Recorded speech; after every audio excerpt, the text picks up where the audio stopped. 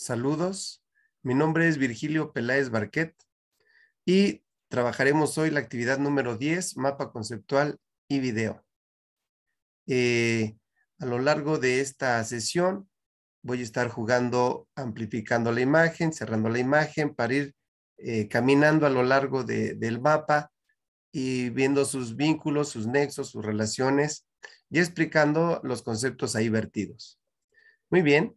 Bueno, aquí tenemos frente a nosotros la carátula de problemas de aprendizaje y debo de especificar, vamos a abrir un poco la imagen, que el tema es clasificación de las dificultades de aprendizaje y se nos comentó que teníamos que elegir un subtema. En este caso, el subtema elegido es distintas clasificaciones de las dificultades de aprendizaje. Muy bien, para comenzar, me gustaría presentar la imagen a nivel macro del mapa que he realizado. Para eso voy a cerrar la imagen y poderlo observar de manera completa. Ahí está. Este es el mapa conceptual a nivel macro, en general cómo se va a ver, y vamos a irlo trabajando poco a poco, parte por parte. Muy bien.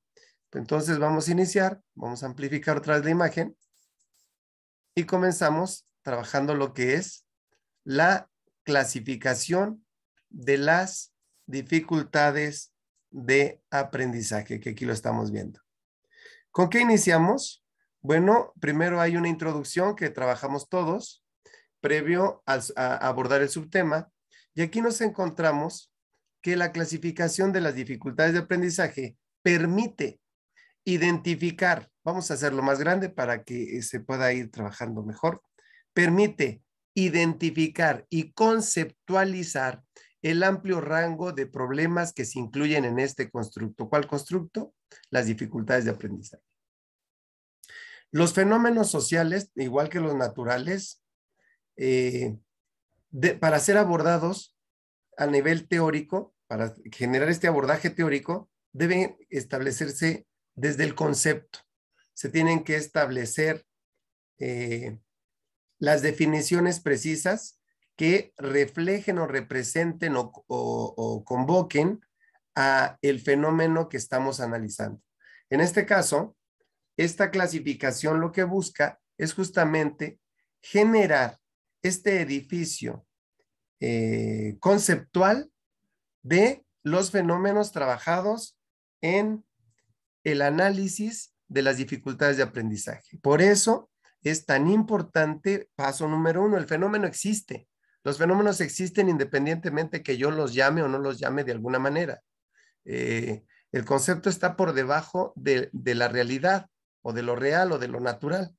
Es en el abordaje que se realiza a través de la investigación que se requiere definir, denominar aquello que observamos. Y esos conceptos tienen que ser, diría Bunge, claros y precisos. Que como ya lo he comentado, convoquen a aquello que estamos y pretendemos estudiar. Es diferente construir un concepto a nivel discursivo que construir un concepto a nivel teórico. En este caso, el constructo teórico debe ser muy claro, formal, y siempre representar a aquello con lo que voy a trabajar. Es de ahí que, bueno, queda claro entonces que la clasificación permite identificar y conceptualizar el amplio rango de problemas. Claro, los fenómenos se presentan de manera multidiversa y la clasificación, pues, genera de todas maneras algún sacrificio en este intento por encuadrar, etiquetar o clasificar, como el nombre lo dice, la diferente gama de fenómenos que se van manifestando. Ahora, ¿para qué se hace esto? Y viene el siguiente nexo. Para resolver problemas de investigación, comprensión y avance científico del área. Bueno, pues esto creo que ya lo hemos platicado, ya lo hemos dicho en un principio. Sí, claro, el concepto es una base importante del constructo teórico, eso es un hecho. Y ahora, solo detallando, clarificando los elementos con los que trabajo, en este caso fenómenos sociales, con los que trabajo para el estudio de la sociedad, pues solo tiene una función. Esa función o ese sentido es solucionar. Las ciencias, llámese de las fácticas, las sociales, las formales, las naturales que se encuadran en lo fáctico, natural y social se encuadran en lo fáctico. Y por otra parte tenemos las ciencias formales. Todas las ciencias tienen como objetivo, como propósito incluso, la solución de problemas. Todos, en el área que sea. Y, y desde la perspectiva y enfoque que sea. Y hay un eje central, es el hombre. Todas las ciencias caminan en función del hombre. Entonces, bueno, estos conceptos nos van a servir para construir teoría y con la teoría empezar a establecer los recursos necesarios para la resolución de problemas de investigación, para comprender y entender los avances. Es decir, se tiene que construir poco a poco un estado de arte. Y ese estado de arte pues está conformado por montañas y montañas de conceptos que se plantean de manera sistemática, metódica, lógica. Y bueno, desde los sueños del positivismo decimonónico, pues para la construcción de leyes, que eso ya está muy superado, ya está rebasado. Es simplemente para la comprensión y la solución de problemas desde una perspectiva, desde un enfoque de investigación. Se vincula con, y entonces hay unas características que se deben tomar en cuenta para hacer las clasificaciones. Esto es muy importante. Esto es determinante en el análisis. Lo primero, una de las características para hacer una clasificación es que esta clasificación debe ser simple. Los elementos que integren la clasificación deben ser simples, por supuesto. ¿Por qué? Porque un concepto tiende a que sea comprendido de manera universal. Es decir, los conceptos tanto los puede trabajar un argentino, un alemán, un ruso. Los conceptos deben ser claros, precisos, justamente para que puedan ser abordados en diferentes lugares y tiempos. Porque además la teoría tiene eso, trasciende al tiempo. Operacionales. Bueno, lo operacional hace más referencia a la parte cuantitativa de la investigación. Cuando nosotros tenemos que bajar el concepto y poderlo manipular en una población o en una muestra, sea el caso. Representativo. Sí, por supuesto. El concepto debe contener los elementos que me hagan saber las características propias del fenómeno estudiado. Por eso es representativo. Y debe ser representativo de la misma teoría. Y ojo, no hay teoría verdadera. Las teorías son representaciones de los fenómenos observados, pero son representaciones. Existen diversos, si lo vemos desde lo cuantitativo, diversos sesgos que hacen que una teoría pueda o no encuadrar en el análisis de un fenómeno. Y mucho de esto tiene que ver también con el papel del investigador y la elección de las teorías con respecto al ente que está trabajando. No es que la teoría esté mal, es que utilizo incorrectamente quizá una teoría. Pero por lo tanto, las teorías deben ser representativas del fenómeno que se está tratando. Es obvio, pues si no, no sería una teoría. La teoría siempre tiene la característica que el fenómeno precede a la teoría. O sea, no puede existir una teoría sin fenómeno. Por lo tanto, la teoría siempre va a ser representativa, pues, del fenómeno. De fácil uso. Sí, de acuerdo, de acuerdo. Hay una visión, yo creo que es medievalista, no sé, pero hay una visión de complicar a veces las teorías. No sé cuál es el sentido, complicar la investigación o su sentido. No, realmente debe ser armónico el trabajo, debe ser amable el trabajo teórico.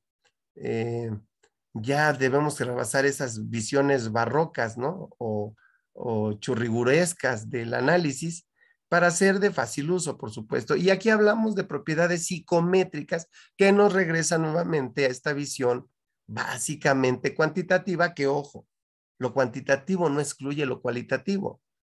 Es totalmente falso. Toda investigación es cuanticualitativo, cuali cuantitativa, o puede incluso haber una triangulación metódica.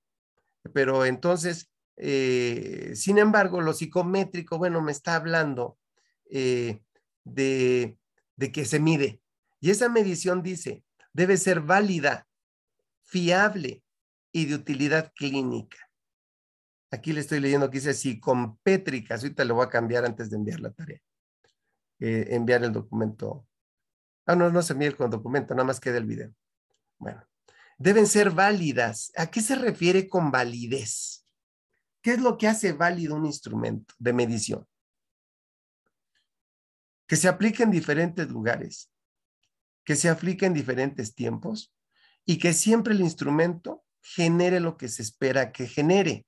No estoy diciendo que me resulte lo que yo quiero que resulte, sino que si lo que yo estoy esperando es que me otorgue, me entregue, me genere información con respecto a, vamos a poner un ejemplo, a discalculia, bueno, que genere ese resultado, que genere la información para lo cual está creado, sin posibilidad de que estén cargadas los reactivos y pueda generar esto que llamamos hace rato los sesgos.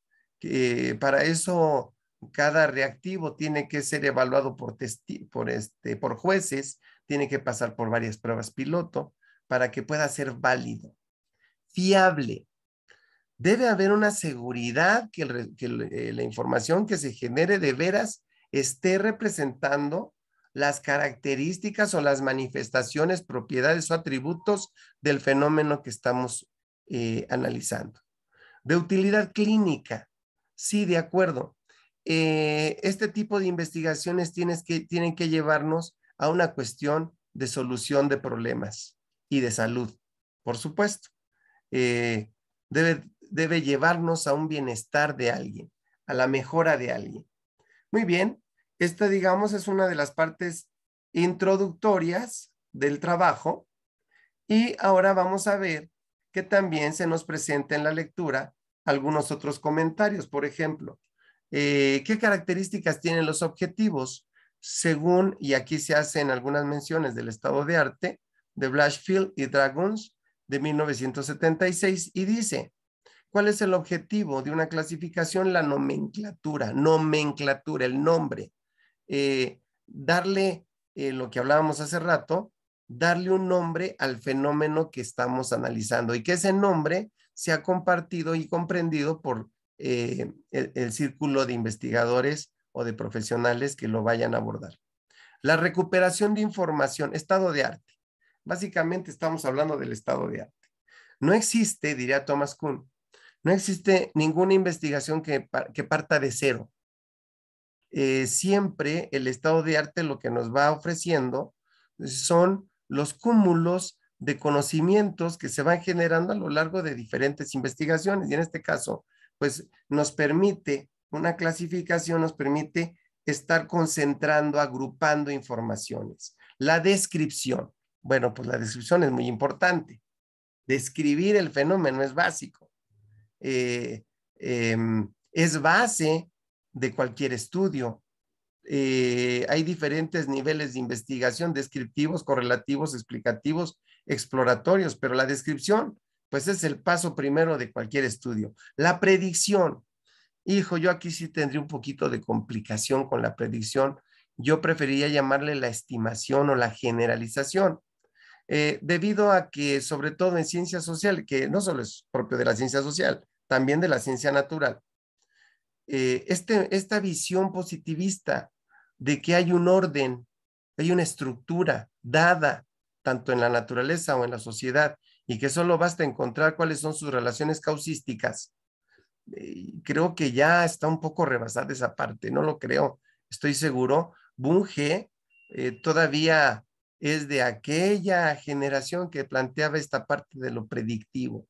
Bueno, y la formación de conceptos. Bueno, es que los conceptos emanan de los estudios. No hay conceptos definitivos, por eso se dan deconstrucciones, reconstrucciones, destrucciones, construcciones conceptuales. O sea, eso es parte de la naturaleza de la ciencia. Bueno, Aquí tenemos dos elementos, la nomenclatura y la descripción, que nos plantean que sirven como catálogo de términos y descripciones. Claro, estamos construyendo teoría. La teoría es un constructo conceptual, se está construyendo. La utilidad. ¿Cuál es la utilidad? Bueno, el desarrollo de teorías verificables. ¿Dónde se verifican? Se verifican en lo facto, en el hecho. Por eso se llaman ciencias fácticas. Se verifican ahí, pero trascienden al fenómeno para ver todas las relaciones que están involucradas a su alrededor. Por otra parte, nos hablan de los objetivos según Morris, 1988. ¿Para qué sirve una clasificación? Para facilitar la comunicación entre el personal de campo de estudio, ¿de acuerdo? ¿De acuerdo? Facilitar la predicción en cuanto al tipo de tratamiento diferencial y en cuanto a las tareas preventivas. Sí, en el sentido de poder determinar al paciente cómo se puede abordar para atender el problema que le aqueje. Sí. Sin embargo, Max Weber ya peleaba contra este concepto y posteriormente la teoría crítica también hace muchas críticas a esta visión. Sin embargo, me parece que el texto va encaminado sobre esta visión todavía positivista. Le veo algunos rasgos positivistas, pues. Muy bien. Esta es la parte, digamos, introductoria, ¿no? Antes de entrar a nuestro tema, pero todavía aquí nos habla también, nos hace mención de los retos. Aquí, ¿cuáles serían los retos de una clasificación de las dificultades de aprendizaje? Bueno, pues es que justamente aquí el reto, digamos, contradice la predicción. El reto, hablar de un reto, contradice la visión tan estructurada y estructurante de una ciencia, casi de una rigidez científica. ¿Cuál es el reto? Superar la confusión en la inclusión y exclusión de las dificultades de aprendizaje en los sistemas de clasificación, por supuesto. Es que va a estar determinado por la perspectiva y el enfoque de cada investigador. Crear consensos en los sistemas clasificatorios, ¿de acuerdo? Ya lo dice Pierre Bourdieu, el campo de la ciencia es un campo de batalla. Hay un monopolio que ejerce este control del conocimiento, pero hay una batalla. Entonces, la ciencia se mueve, si no estaríamos hablando de dogmas. Y si hablamos de dogmas, pues ya estamos hablando de religión, no de ciencia. Diferenciaciones teóricas y metodológicas entre diversas posturas. Para la clasificación es exactamente lo mismo. Enfoques, perspectivas, teorías, aspectos de cómo me vinculo, cómo me comprometo con la sociedad. Entonces esto pues explota en diferentes posibilidades. Es por eso que, por ejemplo, tenemos visiones tan críticas y a veces tan cuadradas que pues no es que esté mal, es que la ciencia así es. Así va siendo la ciencia, así se va formando. Como dijo hace rato, si no estaríamos hablando no de ciencia, estaríamos hablando de religión. No tendríamos científicos, tendríamos sacerdotes. Y no es por ahí el camino, definitivamente. La ciencia está viva, la ciencia se mueve, la ciencia se equivoca. Un rasgo de la ciencia es el error. Popper habla de encuentro un error y destruyo la ley. Pues sí, pero va a pasar en todos lados.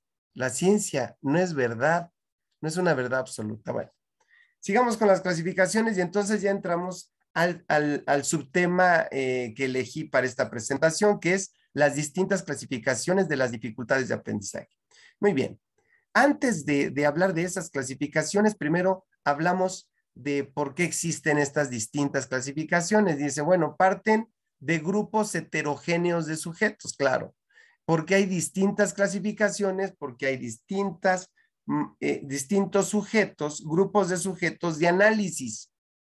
Entonces, al haber diferentes grupos de análisis distintos, pues obviamente tiene que haber distintas posibilidades de abordaje. Estos grupos heterogéneos de sujetos están diferenciados, ¿por qué? Por los grados de discapacidad, por la etiología del problema, el origen del problema, por los tratamientos que se requieren para su atención. Estos son elementos básicos que me determinan que existen grupos heterogéneos de sujetos que a su vez nos llevan a que haya diferentes maneras de abordarlos, naturalmente, naturalmente. Muy bien, entonces ahora sí pasamos a las distintas clasificaciones. Como pusimos el nexo diciendo son ejemplos.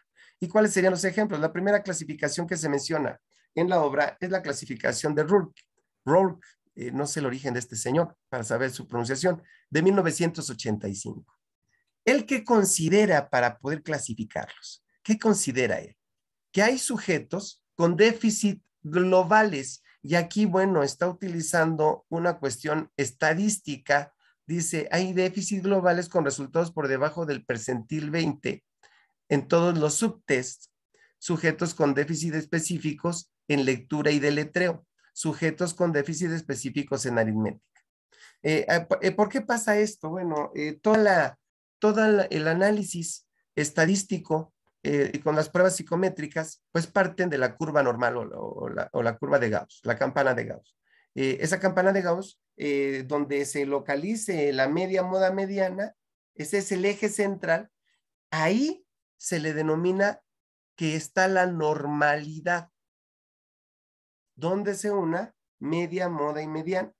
A partir de ahí, para hacer la campana, que nunca va a tocar el piso, la coordenada X, porque sería que no existe, que hablaríamos de algo que no existe, esta campana se abre en dos caminos distintos. Ahora, ¿qué tienen estos caminos? Bueno, esto ya es una cuestión cultural, es una cuestión social. Hay un rango, un área de esta curva que se va a considerar positiva y hay otra área que se va a considerar negativa. Y debe existir la probabilidad de que si existe algo positivo puede existir algo negativo. Por eso aparecen las desviaciones estándar. Por eso la curva normal se va a dividir de manera simétrica. Menos una desviación, más una desviación, menos dos desviaciones, más dos desviaciones y menos tres desviaciones, más tres desviaciones. Y en este sentido, los déficits de lectura, de letreo, aritmética, se van a medir en función de lo positivo o negativo en relación con la curva de la normalidad. Esa es la clasificación que realiza Rourke. Luego tenemos la clasificación de Kingsborn y Kaplan, 1983. ¿Qué nos dicen estos señores? Vamos a analizar. Dice, distingue, va a ser el nexo con el que nos conectemos, problemas de estilo cognoscitivo. Problemas de estilo cognoscitivo, de conocer, de conocimiento. Y habla de que hay opciones. Subenfocado, tenemos problemas de hiperactividad, impulsividad, hipercinesia, sobreactividad. O si lo tenemos de visión superenfocado, ansiedad, conducta autizoide y conducta compulsiva. Estos problemas van a generar o derivar en un problema del conocimiento. Cuando leí esta parte del estudio, me hizo referencia a algunos estudiantes que tengo en secundaria. Y efectivamente, son problemas que si no se identifican, se piensa que el estudiante simplemente no quiere estudiar, que se desespera o que se aburre. Y el problema es que si las sesiones son centradas en el profesor, tradicionales, pues estas personas con estas características obviamente van a tener problemas para generar el conocimiento. Nos vamos hacia abajo y tenemos problemas de poder cognoscitivo, de que yo pueda conocer. Una cosa es el problema de conocer y otra es el problema de poder conocer. Son dos cosas diferentes. dislexia, discalculia, ceguera de las palabras, impresionante, dificultades aritméticas, dificultades perceptivas. Y aquí nos complica el escenario.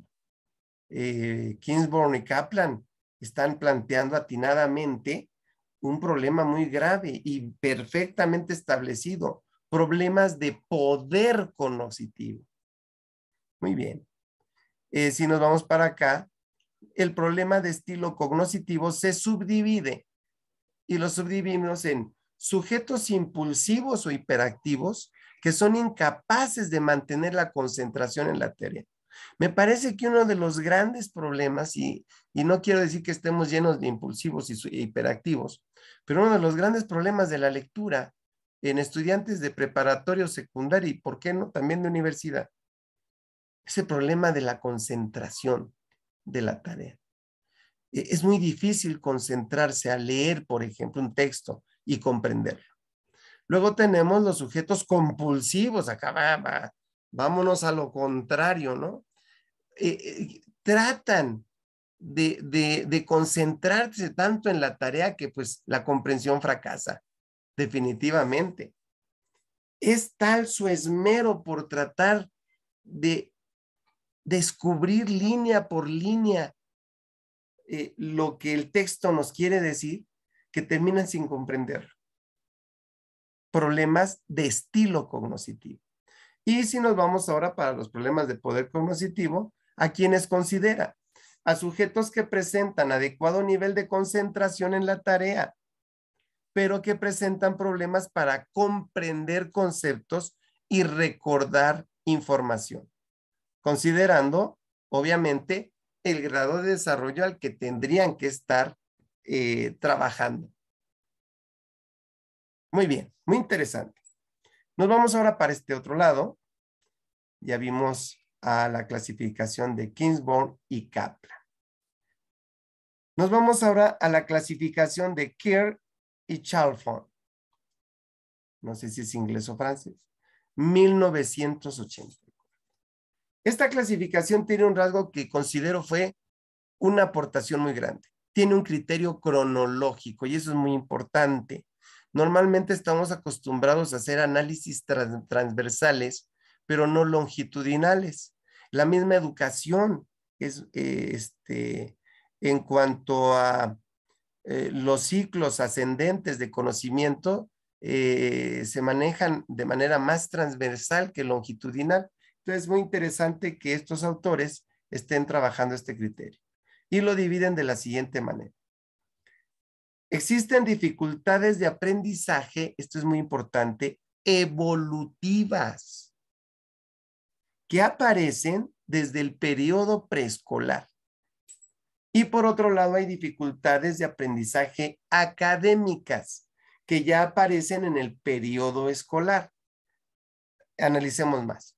Dificultades de aprendizaje evolutivas son, con este nexo, vamos a ver que nos defina deficiencias en procesos psicológicos básicos. A ver, ¿pero qué quiere decir? Se relacionan con habilidades básicas que el alumno necesita dominar como prerequisito para abordar con éxito las tareas académicas. Esto me llevó a reflexionar algo muy interesante. Hay un desfase muy grande, no reconocido oficialmente, pero muy grande, muy preocupante, con respecto a los perfiles de ingreso y egreso. Si ahora le agregamos que estos desfases no solo se deben a problemas relacionados con la mera impartición de la educación, sino que hay dificultades de aprendizaje que están taponeando, obstaculizando el logro de los perfiles de egreso, que después será el perfil de ingreso, y que esto nos va a derivar no solo en fracasos escolares, sino en simulaciones de aprendizaje. Qué importante. Y se divide en básicas o primarias, que comprenden las dificultades de atención, de memoria y de percepción. Regresemos para no perder. Estas básicas o primarias, dificultades de atención, memoria y percepción, ¿qué dijimos que eran? Habilidades básicas que el alumno necesita dominar como prerequisito para abordar con éxito las tareas académicas. Pero hay otra división, las secundarias, que se refieren a las alteraciones del pensamiento y del lenguaje oral, producidas por dificultades básicas o primarias. Resulta que si ya hay un problema de origen en el conocimiento, se empieza a volver una enorme bola de nieve que se va haciendo cada vez más grande. ¿Qué aspectos se deben considerar? Fíjense, qué interesante. Las dificultades de pensamiento, ¿acordamos dónde está eso? ¿Dónde estaban las dificultades del pensamiento?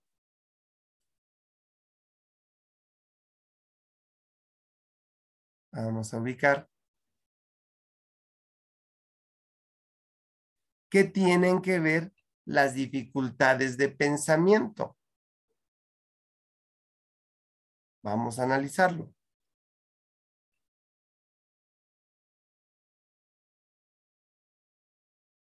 Aquí está.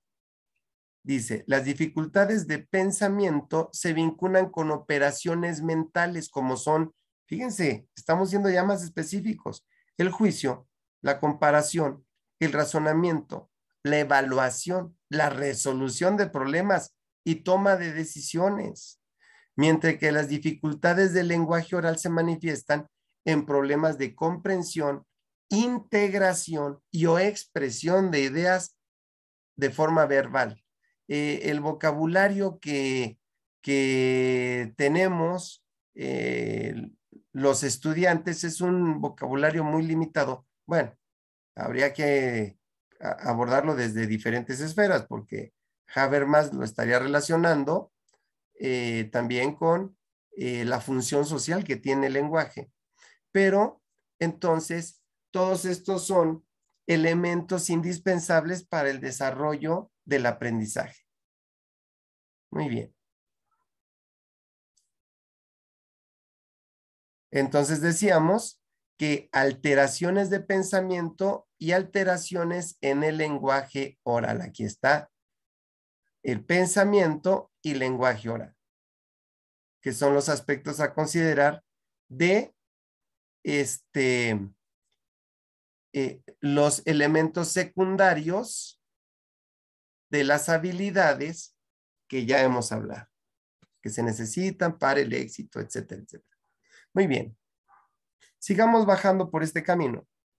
Vamos por acá. Y nos vamos a encontrar, déjenme hacerlo un poco más pequeño porque si no me voy a perder. Me voy a perder.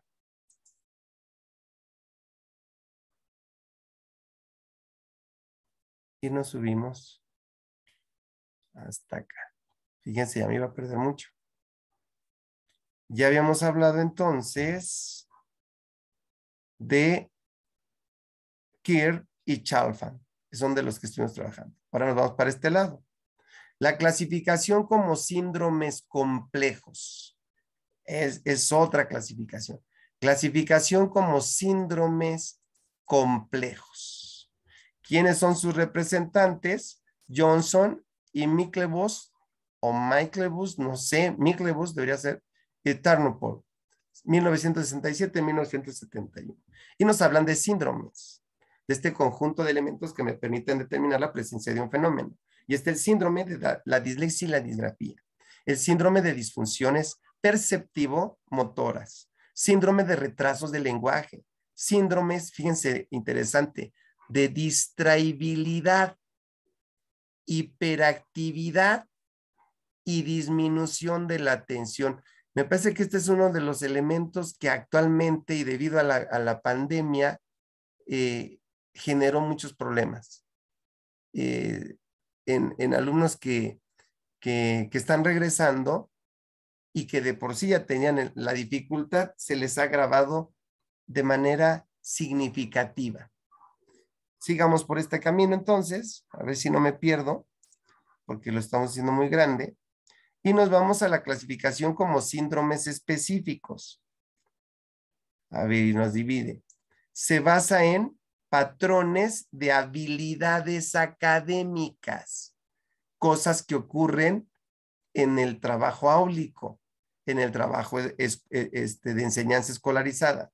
¿Cuáles son estos síndromes específicos? El déficit específico en la lectura. ¿Qué considera este déficit?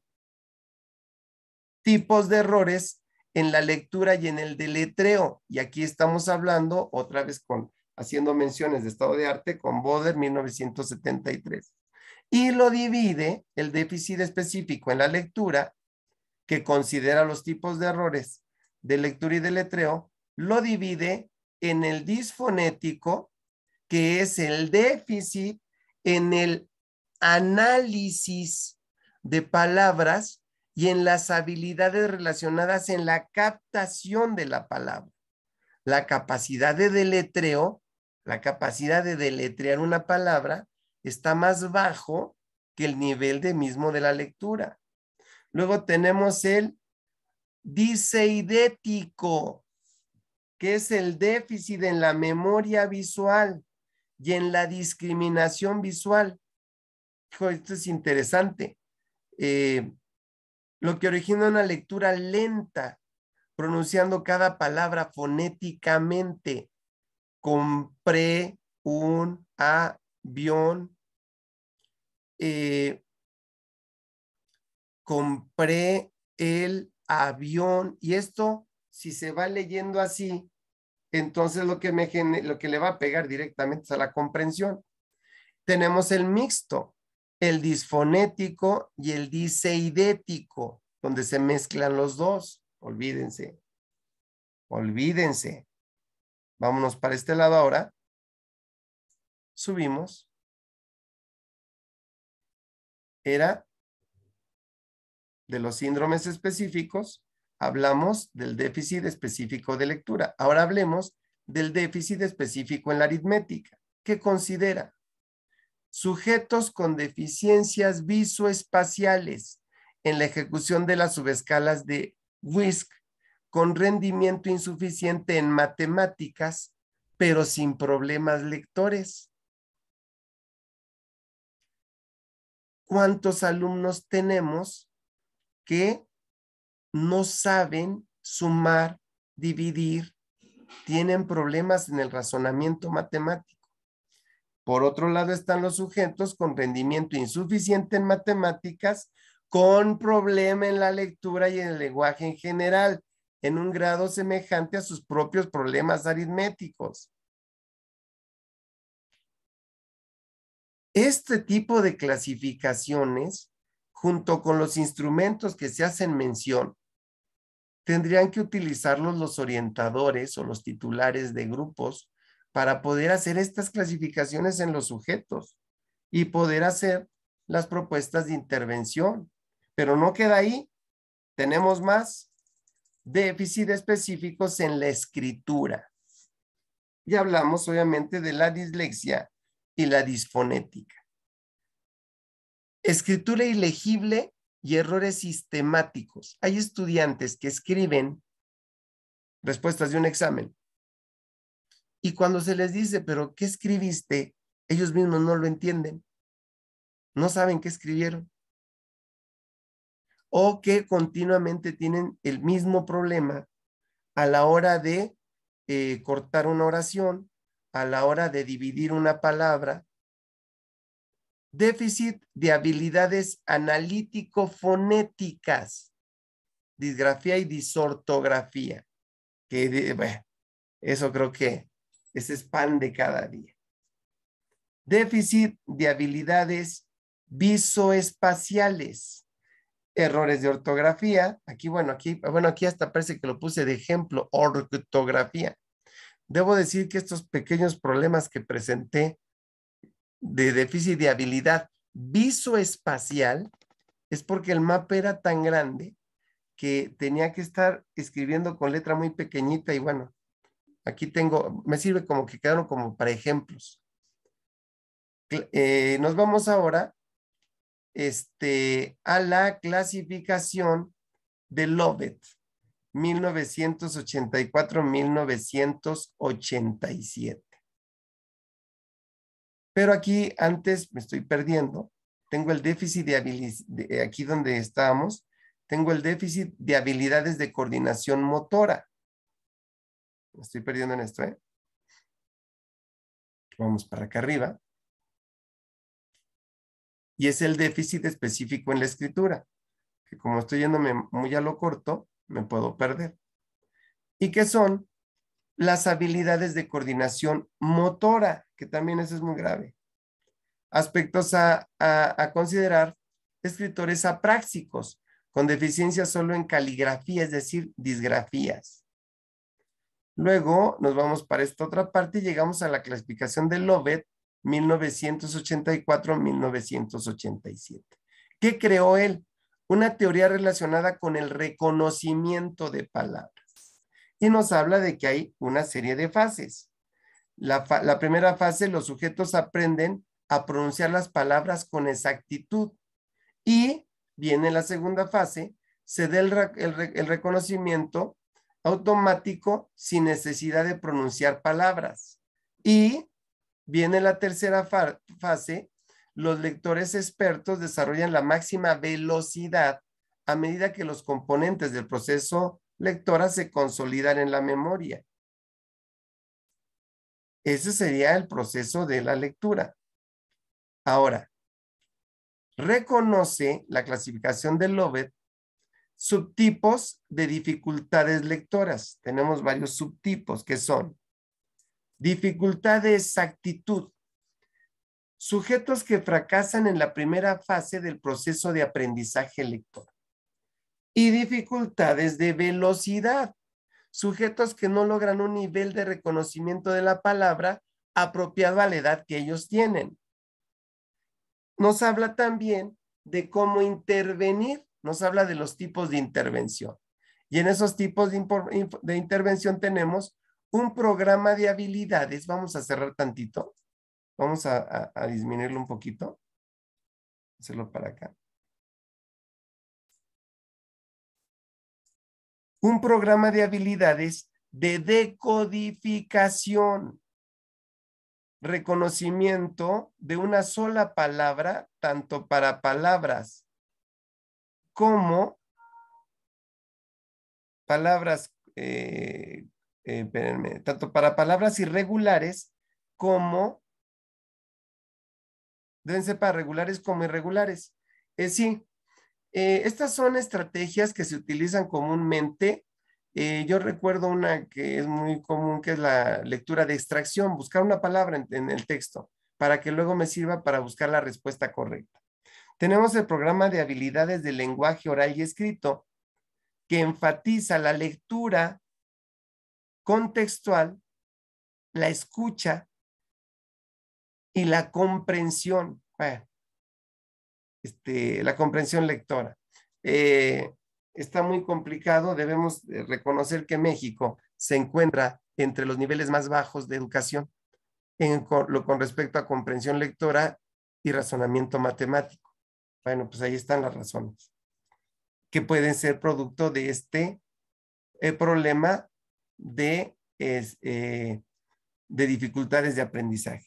Y finalmente tenemos el programa de habilidades de supervivencia en la clase. Esto es muy interesante porque aquí nos está agregando incluso habilidades sociales.